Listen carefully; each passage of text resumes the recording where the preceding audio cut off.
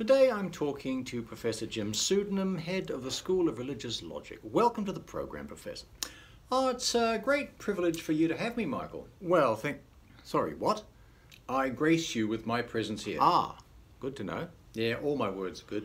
Fine, so tell me about religious logic. How is it different from the usual kind? Well, it's infallible, Michael. The logic literally can't be wrong. It can't be wrong. How's that possible? Well, it employs a very simple technique, Michael, that we know technically as a tautology. A tautology? That's a self-justifying argument, isn't it? Yeah, exactly so. Well done, good and faithful servant. Well, thank you. Can you give me an example?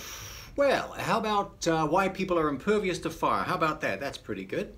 Oh, amazing. How does that work? Well, you start by assuming you are impervious to fire, Michael. Oh, you start with that. Yes, and then you logically conclude that being so impervious, you cannot therefore be harmed by fire. Well, it's saying the same thing, isn't it? Yeah, exactly, the same thing. Infallible logic, that.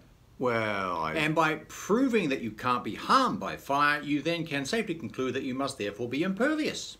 That's the proof? That is the proof exactly, Michael. Rock solid. Isn't that sort of thinking a bit dangerous? Oh, no, I don't think so. No, perfectly safe. Only good things here. Well, it sounds dangerous. I can assure you it isn't. Oh, well, please do. Please do what? Please do assure me. Oh, you require the assurance, do you? Yes, please, Professor. Well, it follows logically, Michael. The axiom of religious logic is that only good conclusions can come from it. So we can start the argument with the conclusion that such thinking itself must be good.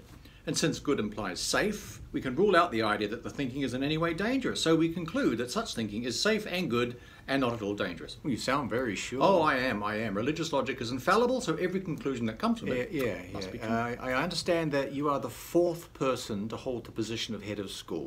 Yes, that is correct. I am indeed the fourth head of school. But the school has only been going for 6 weeks? That is also correct. So what happened to your predecessors? They predeceased me, as the name implies. What, all of them? It would appear so, yes. Well, that's terrible. No, not at all. It's a bit sad, perhaps, but still good. Especially for me, of course, professionally speaking. So, how did they die? Well, the first head of school was tragically struck by a wayward pavement after successfully levitating out of a fourth-story window. A wayward pavement? Oh, yeah, complete surprise to us all. The second succumbed to a mystery illness just minutes after demonstrating her imperviousness to rattlesnake venom. Oh, that's bad luck. No, good luck. She completed the demonstration. It was a great success, professionally speaking. Right, and the third? Well, we're not actually sure where my immediate predecessor is, but we are confident that he's alive and well and will return to us in the fullness of time. He disappeared? A remarkable thing. He was transported away in front of witnesses during a public demonstration at the Benmore Dam flood race. Well, what was he demonstrating? How to part the waters. How to part the waters. Yeah. Would that be while the dam was releasing water? Well, of course. You need the water for the demonstration, Michael. I mean, that's obvious. Quite a lot of water, I believe. Oh, yes. Astonishing amounts of the stuff came out of the floodgates. Right deluge. Did he complete the demonstration? On this occasion, no. He was mysteriously transported away just as the dividing was about to commence.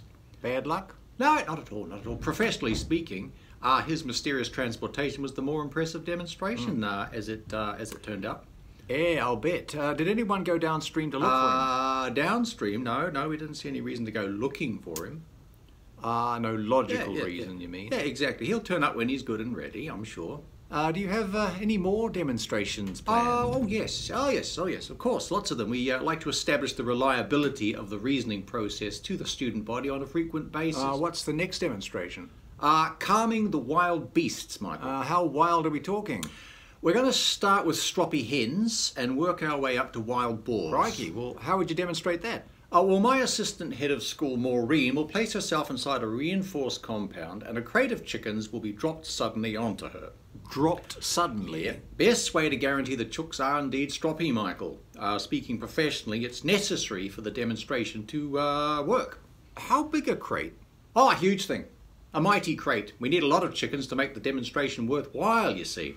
Well, Maureen is up to the task, I hope. Oh, I have huge confidence in the logic of her situation.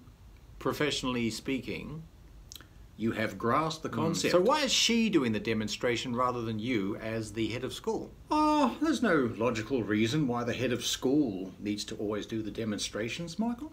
All the previous ones did. pure coincidence. Any member of the teaching body can do them. The job is usually allocated to someone by the LORD, Michael, the lead organizer of religious demonstrations. That's the fellow who puts these things together. And this organizer decides who conducts the demonstration? That's correct, Michael. He chooses the best person for the job each time. Using infallible religious logic? Of course, best way. And he chose all your predecessors for their demonstrations? Yes, that's correct. Who is the current LORD? That would be me. And how long have you had the job? 6 weeks. Since the school started? Since the school started, exactly, Michael. Yes, and a fine job I've done too, though I say so myself. Indeed. Professionally speaking, of course. Well, thanks for your time. Well, the privilege is all yours, Michael, of course. Yes, and good luck to Maureen. Well, bless you for saying so, Michael, but luck isn't needed. Maureen's a very competent second in command. She might make head of school herself one day, perhaps? Possibly, barring an unforeseen infallibility, of course.